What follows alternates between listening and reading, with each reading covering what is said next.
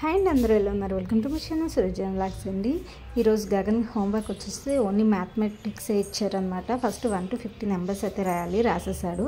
And అలానే 1 to 20 test అయితే ఉంది. నేమ్స్ రేపు ఎగ్జామ్ ప్రిపరేషన్. 2 3 4 5 6 7 8 9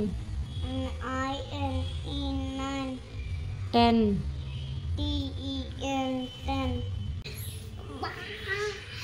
నీ చదువు అయిపోయిందా?